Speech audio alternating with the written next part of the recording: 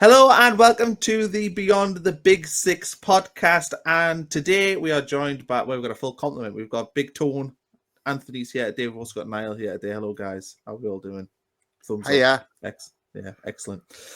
This is going to be a bit of I say a special, but we're going to talk about the teams that are struggling at the bottom of the Premier League this season. Some of the teams that are expected to struggle, but maybe aren't. And we're going to go through them individually, kind of give like a how concerned are we for them, and will they be in relegation trouble for the majority of the season?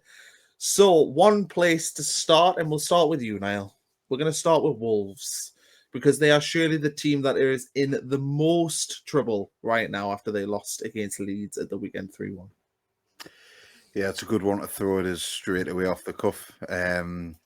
I appreciate that.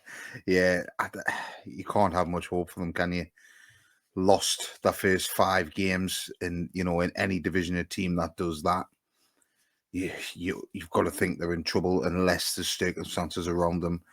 I'll bring Sheffield United into that. They've lost 6 in the Championship in a row, but I think nobody thinks that they're going to go down. There's context around it. I don't think there is with Wolves. I think they've come to the end of the line. They've hung on for too long. They've sold their best players repeatedly every summer, and they've come to a point now where they're going to struggle. In saying that, they still have Strand Larson. I know you and Ant discussed it the other day. They've given the manager a new contract, which seems very strange. The timing of that is very strange. I don't know if that's supposed to be a vote of confidence. I don't know if it means they can get rid of him for cheaper as long as they pay him more. I don't know. But either way, I think that's very strange. That the new striker, I forgot his name. He's got a long name. The lad that signed from Genk. He's not tried and tested in the Premier League. He does look a handful. Big Ant might be able to come in a bit more on that because he saw him play the other week, but he might come into his own and they might take off. They've still got players like Chan, who I know doesn't really get a game for them, but he does score goals in the Premier League. I wouldn't write them off completely. Doesn't look good. If I wouldn't be comfortable sitting there if I was a Wolves fan now. It's going to be a struggle, especially, like I say, I know we're going to talk about them, but there's other teams in this where I think they'll make managerial changes at some point in the season, which might save them. Are Wolves going to do that now they've given him a new contract? It just seems like they've kind of taken away a trump card that they might have had by giving them that new contract, which I think is very strange. So yeah, very worried for them overall. But I'm not writing them off because I still think there's quality in there. Yeah, apparently Vito Pereira was threatening to walk, which is why he ended up with a new contract. So there we are. Why wouldn't you just let him walk though? I mean, you're sitting bottom of the league and it's not going right. If your manager who would the hire? Well, I mean, you've got Sean Dyche, you've got Nuno Espirito Santo back, who he has been linked to that job before. They could have hired Sean Dyche last season if they wanted Sean Dyche. They clearly don't fancy Sean Dyche. Nuno, you don't like. They had a falling out, didn't they, by the end? So you don't know what that relationship's like. So anyway, Tony, we'll switch over to you for Wolves. What is there any hope? What is the hope if you're a Wolves fan right now that they can actually turn this around? I mean, the next 2 games they've got Spurs away, Brighton at home. Then after that they've got Sunderland away and Burnley at home. I think are the next 4. I feel like they're probably not going to win either of these 2 games going into the international break. So therefore they're looking at potentially 7 straight defeats to start the season. And for me, that's curtains. Has any team ever done that before and stayed up? I mean, even 5 defeats in a row. Only Crystal Palace under Roy Hodgson in the 17-18 season have survived from 5 defeats in a row. I think 5 other Premier League teams have done it. 3 of them have finished bottom. 4 of them have been relegated. It feels unlikely that this team is stable. Is there any hope? What would be the one area that you'd look at and go, maybe this will fix it? Well, it did start quite brightly. The credit goal is actually quite a good goal. One-touch football, knocked it into the box, and a tidy finish. So there is positives there. It's just there's not enough of them. I know Niall mentioned the striker there before. He is a handful. He's a big lad, and he can put himself about. He's great in the air. He is good at holding the ball up. He's a unit. But they're just not utilising these players enough. The chances that they're creating, they're not clinical enough. They're not putting them away. It's looking quite bleak, to be honest, for Wolves at the moment, on the total opposite end of the scale, cracking result for Leeds. In the respect, like Calvert-Lewin got off the mark, and on Stack continues to impress. He's been absolutely brilliant. Goal and an assist. That free kick, if you haven't seen it, is well worth a watch. Absolute belter of a free kick. And the third goal from Okafor was a tidy finish too. So positives for them, but yeah, really scraping the barrel for positives if you're a Wolves fan. That goal initially great, but very, very few and far between other positives in that game, really, for a Wolves fan. Yeah, and 1-0 up against a team that hasn't scored a goal from open play yet this season and then end up 3-1 down at halftime. I suppose we may as well talk about Leeds now. I had them later down on this list, but Tony wants to talk about Leeds, so we'll jump on to Leeds. As you say, very impressive for them. I mean, the fact that they scored 3 goals, won an away game in the Premier League, and they are so difficult to win as a newly promoted team. And they go there, it's a relegation 6-pointer. They win the game. They've got 7 points now. Niall, I know you're not a big fan of Leeds. I know that you're not sold on them. But you have to say, from their start of the season, the games that they've played, to have 7 points, irrespective of how they've come. I know you'll probably say, well, they shouldn't have had a penalty against Everton. Fundamentally, that does not matter. On the stat sheet, they're on 7 points. You look at that, though, from the games they've had, 7 points is pretty impressive. It is. And what is impressive about that, and what is very important for Leeds about that, is that puts them 7 points clear of Wolves, who are another team. And it's the same with Sunderland or 8 points clear. I know we'll get onto that later, but that is massive. That's, Wolves, to even catch up to Leeds, are going to have a clear run of wins. And that doesn't look like it's going to happen anytime soon. So, I mean, I know it's 5 games in, so it's crazy to look at it like that, but it's a big mountain that they need to climb already. Leeds, yeah, I'm just not. The thing is with them is they've got a very good. Well, they've got a good back line, one that I can trust in the Premier League that I think might do a good job. I rate a lot of the players who play at the back. The midfield, as you touched on, Anton Stack, that's a great finish the other day. He's got that bit of class. I know he's a player that they wanted before they signed him. And, he's got that extra turn. He's a good player. They've got some good squad players with Premier League experience. Obviously, Sean Longstaff in there, Daniel James in there. My issue is they don't have enough to keep it consistent enough, to get enough points. I mean, if you're talking the 40-point benchmark, I don't think Leeds have enough in that team to get to that benchmark. That's my opinion on it. I could be wrong. That's fine. In January, they could go and sign someone who's going to provide the chances for Dominic Calvert-Lewin or score more goals. That could also happen as well. My issue is I don't see them creating enough. But they started creating a little bit more the game before. It was a lot better basically at Fulham than what it had been in the previous games against Newcastle and Everton. So there were obviously, the things that were moving in the right direction. I still don't think there's enough for them to stay up. I don't think they've got enough quality to stay up compared to other teams in the league. Have they got more quality than 4 teams in that league?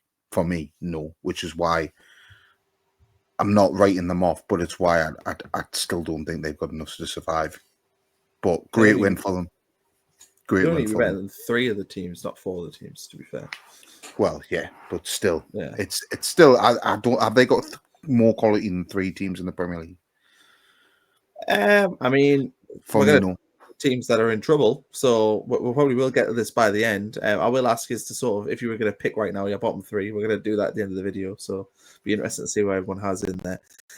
But Tony, for Leeds, for me, I just think that this could be like a bit of a watershed moment for them. Like they get a big away win, they score 3 goals, they've got 2 home games coming up against Bournemouth and Tottenham. And look, I don't think that Bournemouth and Tottenham are going to go to Leeds and sit in and play a low block and try and frustrate them. Like they're both going to go to Leeds and try to attack and win the game, which to me probably plays into Leeds' hands quite a bit. They'll be able to sit in, try and hit them on the counter attack. That opens up spaces and probably will benefit them. They've got Calvert-Lewin up front, who, for all we can say that he's not consistent in scoring, he's a threat when it comes to long balls coming up when we can hold the ball up and all that sort of jazz. I think that these two games are actually ones that Leeds could really look at, just because the teams are going to go to Ellen Road and really try and attack them. I agree. You know, they will come more open and looking to, they'll have a lot more possession, more than likely. And that low block that Leeds have got is been quite solid. You know, you've seen that in recent weeks, especially against the likes of Newcastle there. You know, and even back to the Everton game, really. So yeah, fully expect them to be difficult games. Whether those two sides have a bit too much for Leeds remains to be seen. Iriola, I know I bang on him a lot, but I just think he has a knack for being able to unpick these teams and be able to work his way through. And Semenyo has just been in supreme form. So, you know, Tottenham did well there at the weekend to scrape a result at Brighton as well. So, are they in some sort of form? Who knows? But yeah, they are games that they could get something from. I would agree with that. Let's talk about West Ham then. Graham Potter, apparently he's getting a 2-game stay of execution. So they've got Everton and Arsenal away next. I think the thought process from the board is probably, can we get to the international break? These 2 games are going to be difficult. And then if they struggle in these next 2, you make a change, you bring a new manager in. Slaven Bilic linking himself with a return, which I think is hilarious. He's just not a Premier League manager. Hasn't shown for the last few years in his last few jobs that he's capable. But anyway, that's by the by. But now, what do you make of West Ham? Another home defeat, another London derby defeat, another poor showing. Fans not happy, protests before the games. Feels like a bit of a perfect storm, or not a perfect storm. I suppose a imperfect storm for them right now. Just everything seems to be going wrong for them. And you know, we look at Wolves and we talk about them being in big trouble. But how far away are West Ham from being in that category? Not far at all. Probably in just about the same category. The only difference is West Ham have a win on the board. I think that's literally the only thing that is making them not in the exact same conversation. But everything's going wrong at the football club, and me and you know firsthand, Connor, when things are going wrong in all aspects of the club, the supporters are turning, they're sick of the board, they're not happy with the stadium, which seems to have amplified. I mean, they've been in that stadium now for a good few years, but that seems to be becoming more of a problem. I did see a picture a few weeks ago that there's a beer garden inside the stadium, which is very interesting, and I would like to go and visit that, but it's quite strange. And I think the fans are just getting sick of things like that. They're getting sick of these ridiculous, things that are popping up every now and again, and the fact that it just seems atmosphereless. And the games are supposed to be a sellout, and apparently they're very hard to get a ticket to go see West Ham, but there's always empty seats. So you say that they're obviously protesting for the reasons that that they feel like, obviously against the board and whatever. And when all that's turning, I think as a player, if you're playing for a club where it's just a bad feeling, the supporters aren't up for it, and I know we talk about atmosphere being a big thing. I'm telling you now, if you're playing in a stadium which is there's no noise because the supporters are just not up for it, because they've got no faith in you or the board or anyone else involved in it, it's going to be very hard to get yourself up for a game. And you've seen that from West Ham. So, yeah, they're in that. I've said this so many times on this podcast, so sorry for repeating myself, but I know you're saying Potter's getting a 2-game window. I think that's a change they have to make and will make. There is no way I would bet me house on it. There is no way Graham Potter finishes the season as West Ham United manager, even if he wins the next 2 games, because all it'll take is a couple more defeats and then he'll have that again. They're going to get rid of him. He will go. And it's how they replace him. Now, there's an international break coming up. I think that'll be when they replace him, isn't it? They'll sack him and then they'll use the international break to bring someone else in. That's what'll happen. And then I can judge them more on who this manager is. Has he got experience? What can he do differently to this team? Will he change the playing style? What will he do? And then you can judge it more, which is why I'm not all in on West Ham going down, because I do feel like there is going to be a huge change at that football club. And sometimes that's all it takes. All it takes is one man to come in and change the whole thing. We've seen it, Anfield Town at Newcastle a few years ago, bottom of the league, Steve Bruce. Eddie Howe comes in. Yes, the brought players in, but the mood changed instantly. That could happen. So there's every chance it can also go the other way, where it doesn't work at all. And we'll see what happens. But you've got to have West Ham not nailed on, but not too far away from Wolves in the conversation. But I still think there's so much quality in that team. I look at that team and there is so much quality in it, which is why, if you think, you only take you back to last summer, they had a manager who'd been at Real Madrid in Spain. They just signed Fulkrug, who was one of the best strikers in Europe the season before, got to the Champions League final. They had Aaron Wan-Bissaka. They've got Jared Bowen, who's the full England international. They've got Paqueta. How all these players, I remember thinking last season, they could challenge for top 6. And how does that flip so quickly? It's crazy. It's absolutely crazy what's going on at that club. Like I say, wouldn't write them off. Sorry for going on a bit of a rant, but wouldn't write them off. But they're going to make a change, basically. Yeah, it was a good 3-4 minutes you were going on there. Really, really passionate about West Ham. You, Niall, very, very passionate about West Ham. I was right. Tony, anything to add, or should we talk about Aston Villa? Just a couple of stats. So apparently West Ham have lost all 3 home games. Lost 3 home games in successive seasons for the opening home games. And they haven't won since February at home. Palace, on the other hand, have been unbeaten in the last 16 matches in all competitions. So they're on a bit of a streak, shall we say? So yeah, the set pieces and the defending of the set pieces from West Ham has been absolutely shocking as well. They've conceded 7 goals this season from set pieces, so from corners and free kicks. So yeah, it's not looking good. Yeah, tough times for West Ham. Well, tough times for Aston Villa as well. And God, you look at them, and obviously they're not going to be in a relegation battle, surely. I don't see that happening just because of the players they've got, the manager they've got. But I think Unai Emery does have a bit of a record of when things go bad.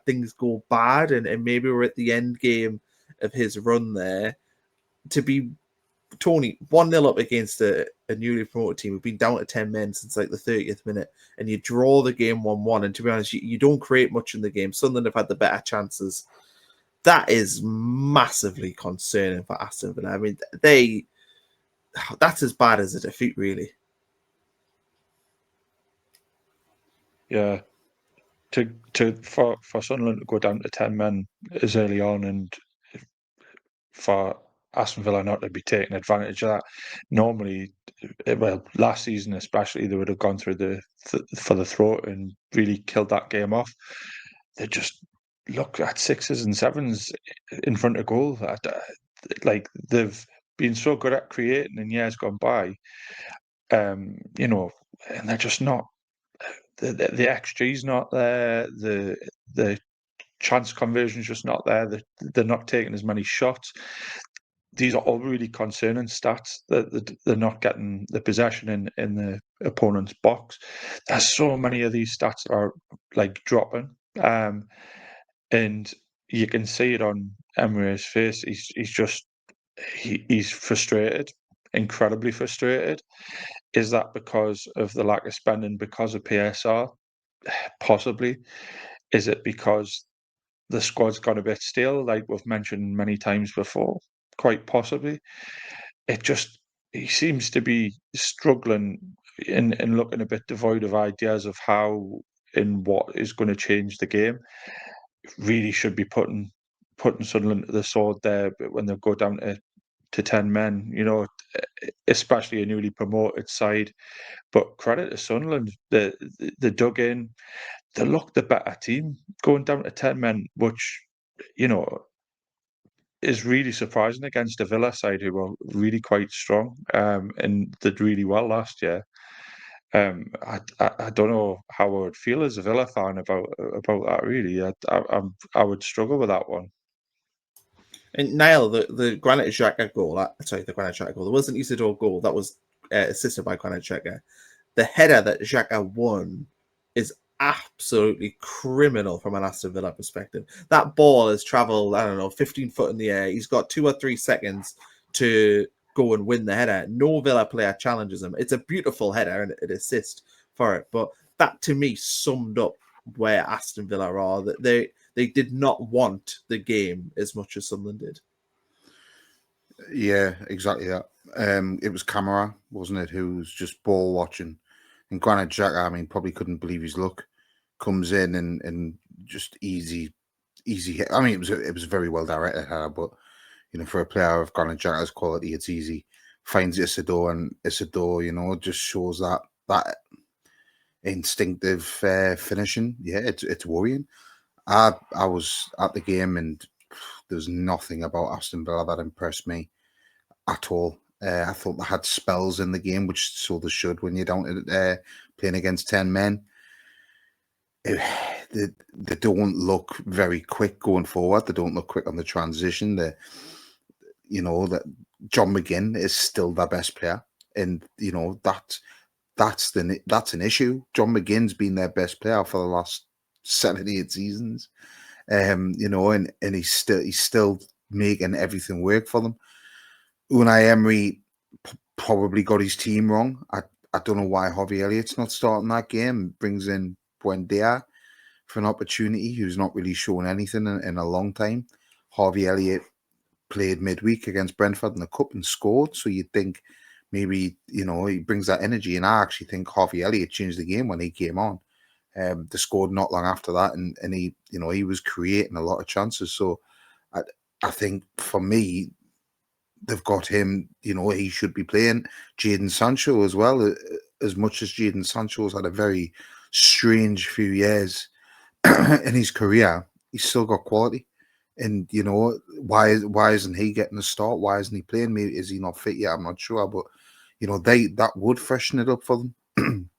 And they've still got these options off the bench as well, which is impressive. But yeah, I don't think we can talk about Aston Villa in a relegation battle yet. I think if this is still a problem in 5 games' time, then yeah. But I just think they've got too much quality, and it's still so early in the season. But I wasn't impressed by them at all. You know, credit when credit's due for Sunderland, though. Superb, and obviously we'll get on to them, but not impressed by Villa in the slightest. Nothing stood out for them. They've got Fulham at home and Burnley at home next to. So I think before the international break, we'll have a far clearer idea of how good or bad Aston Villa could be. Because if they're on 9 points after that, probably can just shut down any talk of them being in trouble. But if they're still on 3, whew, that is going to be concerning. Right, Brentford hammered at Fulham on Saturday night. Possibly one of the worst Saturday night footballs on paper, but it actually wasn't a bad game. So you didn't get the blood pumping beforehand, but it was all right in the end. But yeah, hammered by Fulham. Poor on the road in all 3 of their away games this season. They've got 4 points at home. But do we trust that they can keep their home as a fortress this season?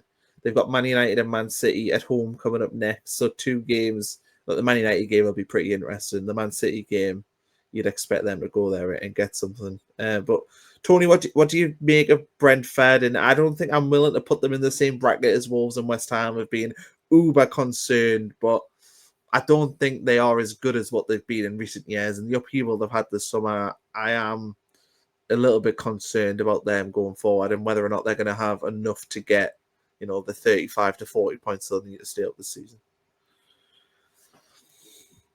Yeah, I think they look a bit sloppy at the back. There's a couple of mistakes for the first Fulham goal there, and you know, there's the Pinnock. I mean, I don't think Pinnock can do much about the second goal. he doesn't really know much about it, tries to duck out the way of it, and it bounces off him and into the net. So, but that's just they're a nearly side, shall we say, in terms of the relegation on a relegation front.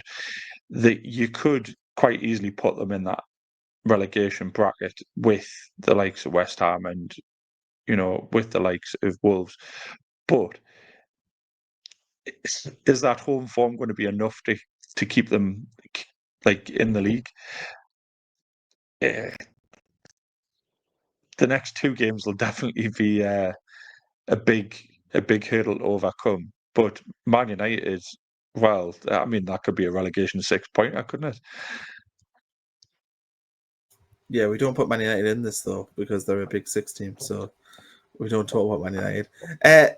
Niall, Burnley draw against Forest at the weekend, 4 points, and I think you could look at them 4 points from 5 games and maybe say it's concerning, but they've had a pretty horrific fixture list.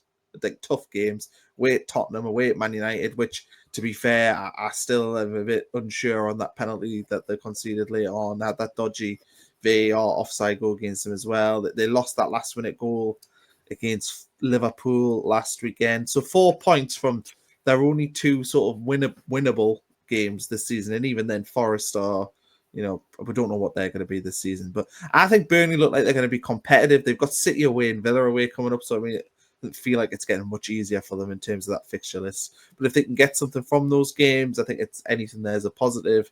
How are you feeling about Burnley? Do you think they're getting lost in the shuffle a little bit because Sunderland and Leeds have both had better starts to the season? No, I think they're getting recognised as well. It was mentioned on Sky Sports yesterday after the Super Sunday. They talked about it, and Jimmy Carragher actually said 3 teams look a lot more competitive, so they are getting included. I think with Burnley, Scott Parker has been in the Premier League twice before, and he's made mistakes, and I think he's learned from their mistakes, and I feel like he's got them very organised and very well drilled, and I think he's getting the very best out of them. My issue with them is if you look at the squad, I still don't think, Hannibal and Cullen in the middle, players like that, Taylor up front, have they got enough? I just think he's got them so well drilled and playing well in every game, going to Old Trafford being unlucky, playing against Liverpool being unlucky. I feel like that's what they are. I don't think that they're good enough to put performances in consistently. And I think it'll be when they come up against your teams like your Forests and, teams like that away from home where I think they'll struggle. I don't think they'll struggle, but I don't think they'll win the games. I don't think they've got it in them to get hammered this season, but I don't think they've got it in them to win games comfortably either. So I just think he's getting the very, very best out of them. And yes, they've had a very hard fixture list and they've won the one game that, they would have been expecting to win. But I still don't think they've got enough in that squad. But I would probably write Wolves off more than what I would Burnley at the minute, which is obviously a plus for them because that's what they need. They need that chance. They need teams worse than them. So if that's the sort of platform for them to bounce up, fair enough. But I still don't think they'll stay up. And for me personally, but I think they have had a decent start considering the fixture list they've had. So Tony, they obviously played Forest. I thought actually probably should have won the game at the weekend. I think they had the better chances against Burnley, the balance of play. My concern with Nottingham Forest, and probably the only reason why they're on this list, is just I don't know if I trust Ange Postecoglou. I'm not sure there. I don't know on that appointment. He seems like a very contrasting manager to Nuno, and Forest have also got Europe. I mean, obviously when we do preview for the games at the weekend, Forest are going to be playing Real Betis away midweek. Then they have to play Saturday Night Football on the telly against Sunderland. How much will that impact them going forward? We don't know yet. So it's really hard to know where Nottingham Forest are right now. But what's your read on them at the moment? Are you concerned, or do you think that they'll be totally fine and they'll probably finish comfortably in mid-table? I don't see them being dragged into a relegation battle, really. I'm not really sold on the Ange appointment either, if I'm honest. I do think they've got enough quality about them. I do think Martin Dubravka did have a good game. For all, Forest had a lot of opportunities. He showed his class as a Premier League goalkeeper. Yeah, I don't think I would be too worried if I was a Forest fan. I do think they're going through a bit of a blip. Obviously, new manager coming in, he's got to have time to get his ideas into the squad. You've seen how attacking Ange is and how he likes to flood the opponents with players and really pack his players into the opposing half. So it's one of those. It can either go one or two ways, especially with the way he attacks. But the rotations and things and the understanding that the players have got seems to be getting there. So maybe we'll see it bear fruit in the next couple of weeks. But yeah, I just wanted to mention because I know the Burnley, I didn't get a chance to mention about the Burnley squad, but I think Hartman looks a good player, and Florentino Luis as well on loan from Benfica looks very tidy on the ball, and they had very positive games. But yeah, I do think in the grand scheme of things, Forest probably did enough to come away with a win. But they're the points that matter, especially for likes of Burnley. Yeah, Forest have got Sunderland at home and Newcastle away, so a very northeast themed couple of games. And speaking of Sunderland, they are the last team we're going to talk about here. So obviously a really good draw against Aston Villa, and we've touched on how good of a draw that was before. We touched on the Wilson Isidore goal, but 8 points, just one defeat so far this season. I think the thing that impresses me most, Niall, is the defense. They've got rock solid. Well, it just looks like a rock solid sort of back five in midfield, all combined together. I think Sunderland with Mukwele, Alderete, Ballard, those three look like they are Premier League level, and they've not spent much money to get them either. In the grand schemes of the Premier League, anyway, they've not spent a ton of money. They've obviously now lost Ronaldo for a suspension for a while, but it looks like they've got the depth to deal with that. So, yeah, the defence looks strong for Sunderland, doesn't it? Yeah, losing Ronaldo was a blow because he's been very good, looks good going forward, but they've got Masuaku who can come in and play there. Special shout out to Nodi Mukulele, phenomenal against us. I mean, he's been brilliant every game he's played so far, but absolutely, I mean, he got man of the match on Sky Sports. He was terrific. I mean, he's a right back / centre half, can play either position, but he's one of these defenders who have technical footballing ability as well. I mean, you saw with getting the ball back in Falder at his header, the little flick and everything else he was doing. He just looks like a real quality footballer, and it's we're signing from Sunderland signing from PSG, so it's not like he's obviously a good player. They've signed him from PSG. PSG don't sign bad footballers, so yeah, I think players like that, they've just got. It seems like they've got so much depth and quality in every position, and that's what you need as a newly promoted team. You need depth and quality, and it's very rare that newly promoted teams have that. Sunderland have been able to bring that in. You saw players like Seaman Adingra didn't even get a game on Sunday. Players like that with Premier League experience, quality, aren't even getting on the pitch at times. So the quality's there. Brian Broby as well, still to come in. I know he came on against Pat, didn't play. On Saturday. I think that the red card changed all that. I think we probably would have seen him on Saturday had we not had the red card. But your attacking options are Elijah Mayenda, Brian Broby, and Wilson Isidore. And Wilson Isidore looks deadly in the Premier League as well. Instinctive finishing, 3 goals in 5 games, and the first player ever to score 3 home games in a row successfully for a newly promoted team. So there's my stat for you, Anne. But yeah, so going very well. It can all change. We know this. You've got to take it game by game. You've got to take it game by game for Sunderland. That's what they're doing. It's game by game. We'll see where we are, then we'll assess.